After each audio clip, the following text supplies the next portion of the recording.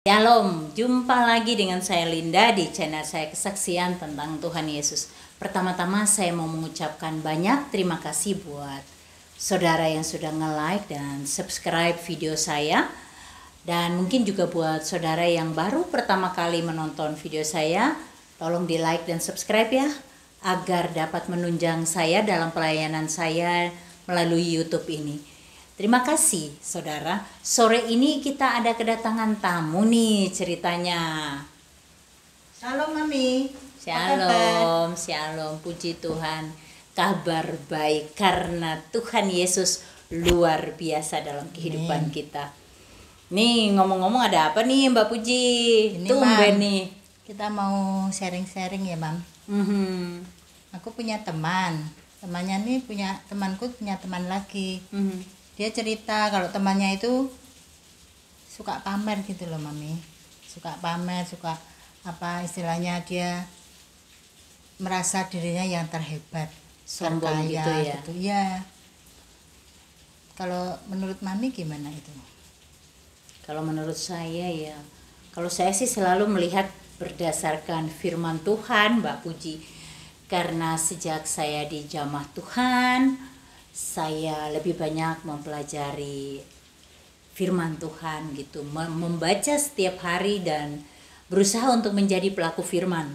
Tuh, apapun yang terjadi dalam kehidupan kita, saya tetap berpegang pada firman Tuhan, kebenaran firman Tuhan. Itu yang saya lakukan. Jadi kalau Mbak tanya bagaimana menurut saya sebagai manusia sama seperti orang lain pada umumnya juga yang punya rasa yang sama.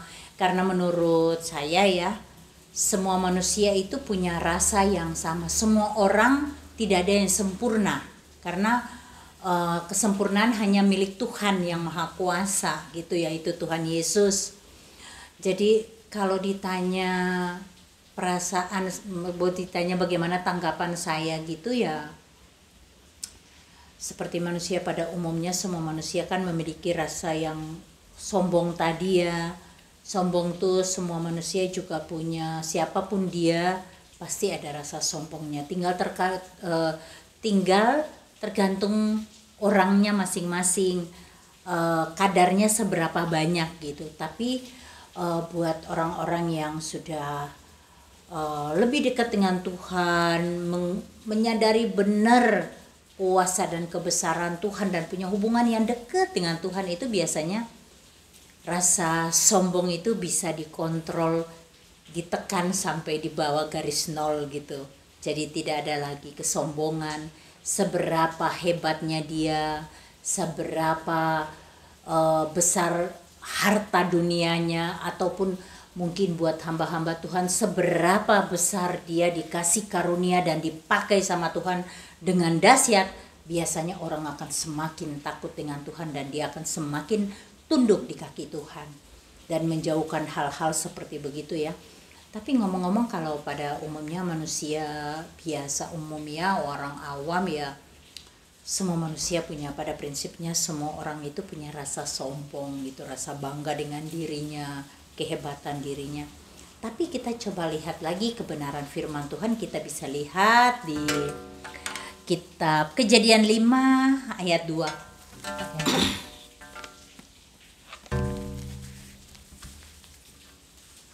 Coba Mbak Puji Demikian bacakan. firman Tuhan. Kejadian 5. Keluaran 5. Keluaran 5, sorry. Oh, ya. Keluaran 5 ayat 2. Keluaran 5 ayat 2.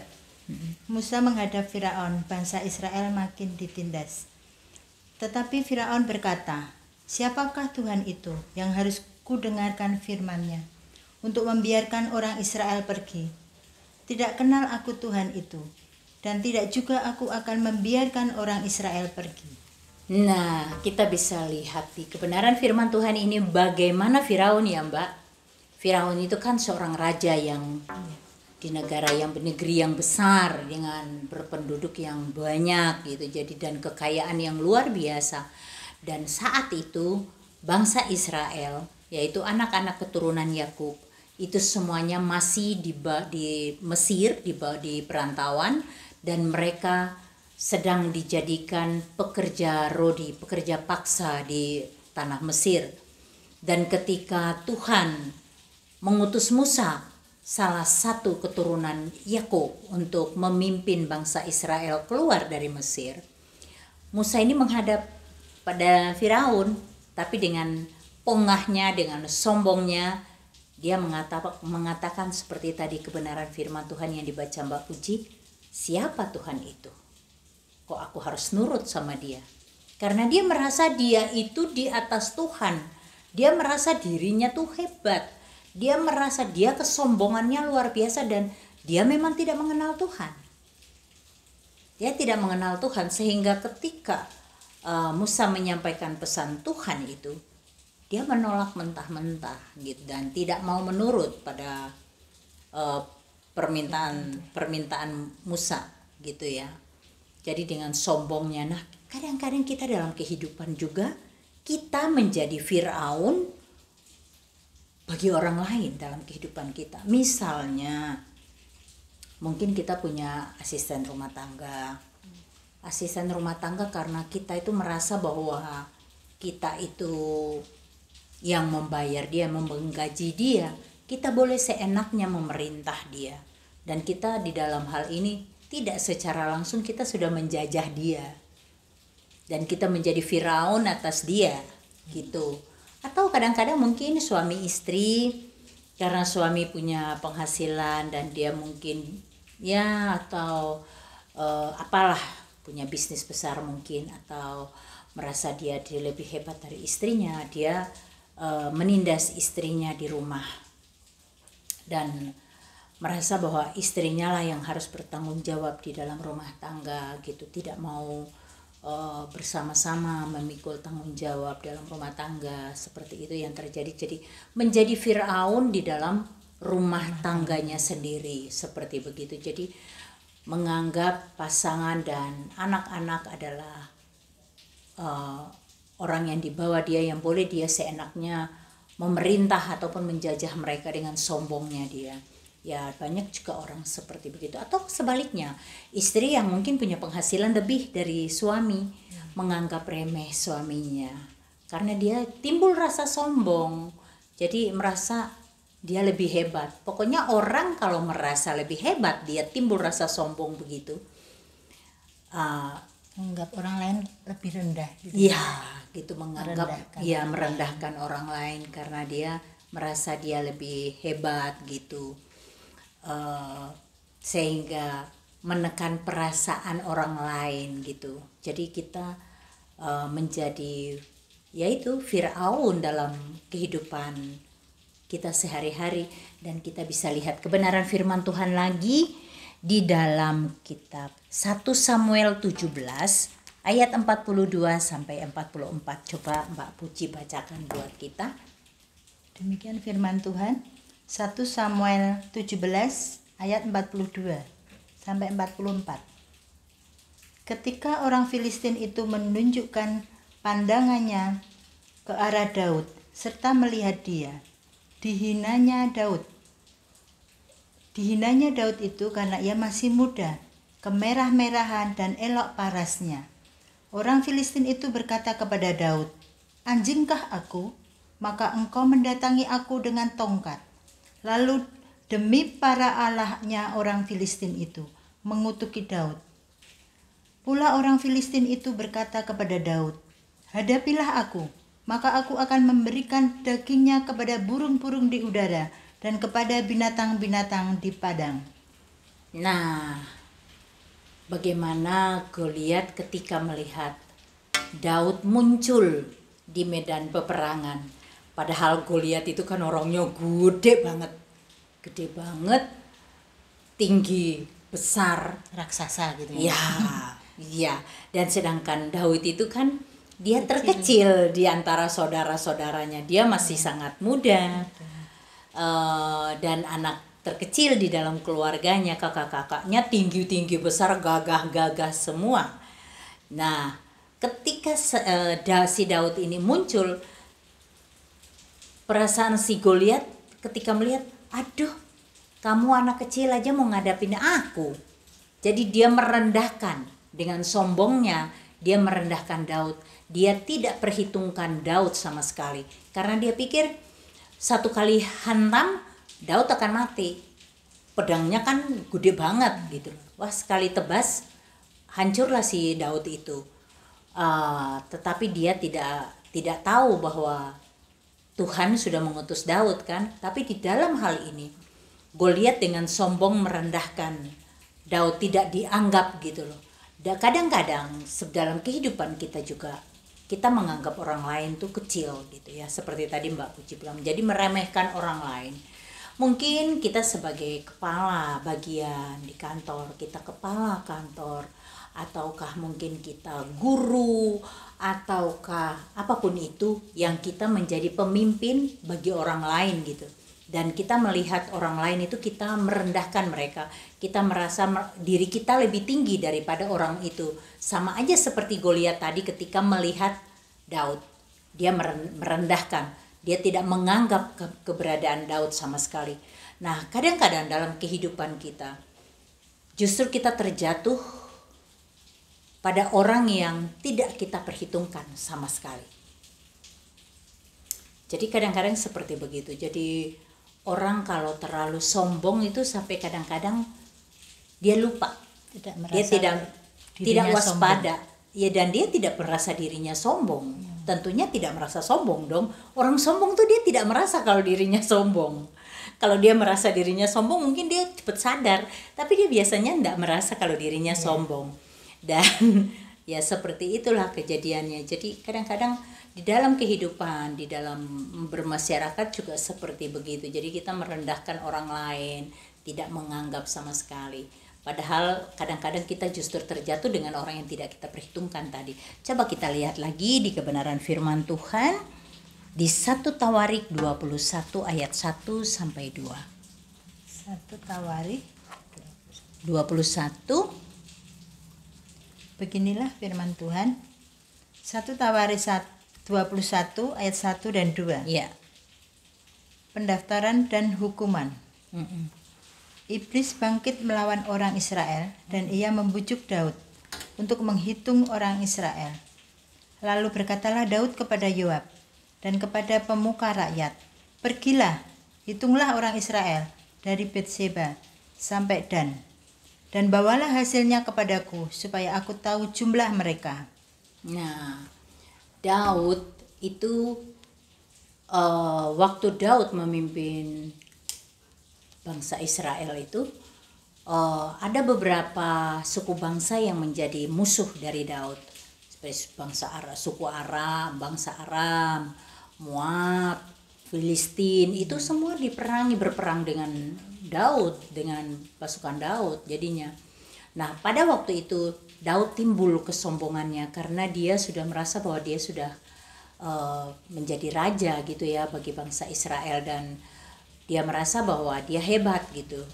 Padahal selama ini andalan dia adalah Tuhan. Tuhanlah yang menolong perjalanan hidup dia untuk menjadi raja.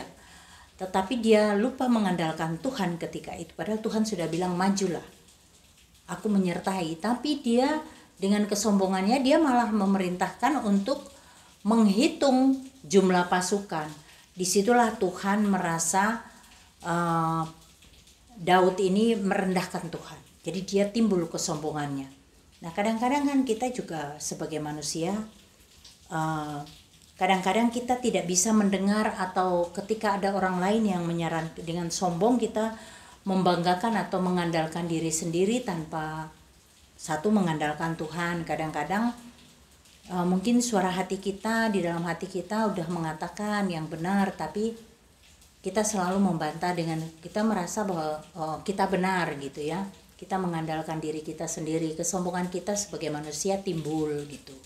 Atau mungkin ada orang lain yang menyarankan apa gitu ya, baiknya begini, tapi kita tidak bisa menerima hal itu dengan positif. Justru kita mengabaikan anjuran dari orang lain dan kita mengandalkan diri sendiri karena kita merasa kita lebih hebat. Itu yang seperti begitu sering sekali terjadi di dalam kehidupan kita manusia pada umumnya. Nah, kita bisa lihat lagi di kebenaran firman Tuhan di 1 Raja-Raja 20 ayat 2 sampai 8. 1 Raja-Raja 20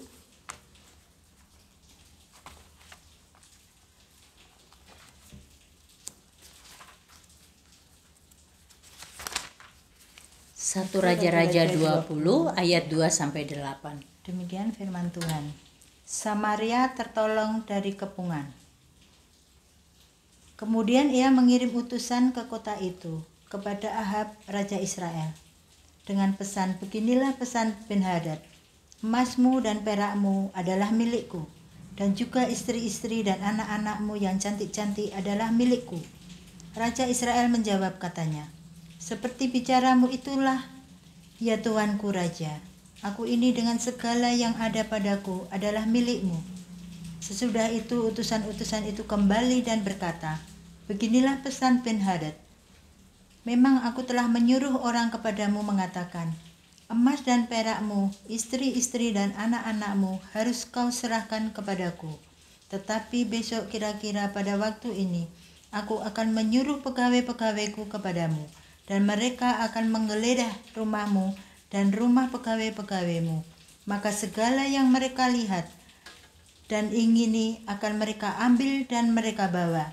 Lalu Raja Israel memanggil semua tua-tua negeri itu dan berkata, camkanlah, orang ini mengikhtiarkan kecelakaan kita, sebab ia telah menyuruh orang kepadaku meminta istri-istriku, anak-anakku, emas dan perakku, dan aku tidak menolak memberikannya kepadanya. Lalu kata semua tua-tua dan segenap rakyat itu kepadanya, jangan dengarkan, jangan luluskan. Nah, kita bisa lihat juga Ben-Hadad dengan sombongnya karena dia merasa bahwa dia punya pasukan yang kuat, dia bisa menyerang Raja Israel gitu, dan dia memerintahkan untuk menyampaikan pesannya bahwa semua istrinya, istri-istri Raja Israel, harta bendanya, emas, perak dan lain-lainnya semuanya mau diambil. Nah, jadi di sini dia kan sombong banget ini. Dengan rasa sombongnya dia memerintahkan seperti begitu. Dan dia tidak menyadari bahwa bangsa Israel ini justru sangat dilindungi dan diberkati Tuhan. Dan ketika Tuhan bilang berperang, ternyata Tuhan mendukung pasukan Raja Israel memenangkan peperangan dengan Ben-Hadad. Jadi justru harta Ben-Hadad itulah yang diambil oleh Raja Israel. Ya kadang-kadang dalam kehidupan kita tuh kita pandang remeh orang lain. Padahal di dalam firman Tuhan, Tuhan katakan Tuhan akan memakai setiap orang itu justru dari kekurangannya. Tuhan akan lengkapi gitu. Jadi semua orang, semua anak Tuhan itu punya karunia sendiri-sendiri. Tuhan memakai tiap anak Tuhan dengan berbagai macam cara yang Tuhan kehendaki dari tiap kita gitu. Mungkin kita melihat seseorang dia hebat banget ya gitu. Tuhan pakai dengan cara itu, tapi mungkin ada yang kita nggak mungkin lah dia dipakai Tuhan gitu. Tapi justru di kelemahan dia itulah Tuhan pakai. Jadi setiap anak Tuhan pasti punya kelebihan yang Tuhan bisa pakai gitu, dan tidak perlu rasa sombong gitu. Jadi sombong itu akan justru menghancurkan kehidupan kita dan menjauhkan salah satu yang menyebabkan hubungan kita dengan Tuhan itu menjauh, dan Tuhan tidak mau kita mendekatinya ketika ada rasa sombong itu, karena sombong itu sebenarnya Tuhan tidak suka. Makanya ada beberapa orang di dalam Alkitab kita bisa lihat seperti Firaun ya, yang punya rasa sombong tuh ada beberapa orang seperti Firaun, Goliat, kemudian Raja Saul. Dia sombong karena dia pikir dia sudah diurapi Tuhan, dia yang berkuasa atas bangsa Israel, sehingga timbul rasa sombongnya, dia menganggap remeh Daud.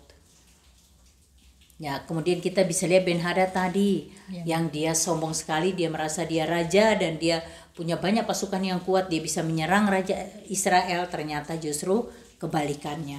Kita bisa lihat Sanherib juga, Nebukadnezar, Belsasar, Haman. Kemudian kita juga lihat Herodes Agripa, bagaimana Tuhan menjatuhkan mereka. Jadi orang sombong itu sebenarnya nggak bagus, dan orang itu memang sungguh memang tidak menyadari dirinya sombong. Jadi kalau saran aku sih, kita kalau memberitahu kepada teman kita, kamu jangan sombong dong begitu, itu pasti dia tersinggung. Atau apapun caranya kita kalau ngomong pasti dia akan tersinggung. Alangkah baiknya kalau kita sebagai anak Tuhan itu kita lebih menyadari ya, baca Alkitab, kita menemukan, karena di Alkitab itu kejadian di dalam hidup kita itu semuanya lengkap di dalam Alkitab. Jadi kita tidak perlu mencari motivator yang manapun juga, justru di Alkitab itu sudah sangat-sangat lengkap untuk kehidupan kita. Kita diajarkan Tuhan bagaimana untuk menjadi manusia yang berkenan di hati Tuhan. Kalau kita mau pelajari Alkitab, baca setiap hari, dan itu kita baca berulang-ulang. Kadang satu pasal diulang-ulang, kita sampai menemukan remanya dulu. Apa sih maksud Tuhan dengan firman Tuhan yang ini? Pasti ada maksud Tuhan gitu. Dan kalau kita pelajari terus gitu, kita akan semakin lebih dekat dengan Tuhan. Kita dijauhkan juga rasa sombong tadi itu akan terkikis sendiri dan hilang, dan kita justru lebih menjadi orang yang lebih rendah hati. Bukan cuma di hadapan Tuhan, tetapi juga di hadapan manusia kita lebih rendah hati gitu. Gitu Mbak Puji. Jadi mungkin buat temannya Mbak Puji, kebetulan dia anak Tuhan juga, dan temannya yang tadi yang sombong itu anak Tuhan juga, disarankan aja suruh baca firman Tuhan. Jadi diajak baca sama-sama firman Tuhan yang mengena, seperti tadi yang kita baca, yang tadi Mbak Puji baca, disarankan untuk dibacakan kembali. Dengan secara tidak langsung dia baca, dia akan kena, karena firman Tuhan itu adalah Tuhan sendiri gitu, dan pasti Tuhan akan menjamah dia dengan memberi pengertian buat dia untuk mengoreksi diri. Oh ternyata aku ini toh, menemukan firmannya yang kok ini berturut dengan yang ini kok berturut dengan ini. Nanti dia akan menyadari, kenapa ya temanku ngajak baca ini gitu. Dia tidak akan bertanya kenapa sih kamu ngajak aku membaca ini, tapi firman itu akan menjadi rema dalam hidup dia, dan itu secara langsung Tuhan akan bekerja dalam hidup dia kalau dia mau terus mengubah dia. Iya, begitu Mbak Puji. Terima kasih. Iya, terima kasih saudara udah nonton, dan jangan lupa like dan subscribe video saya ya. Shalom, Tuhan Yesus berkati.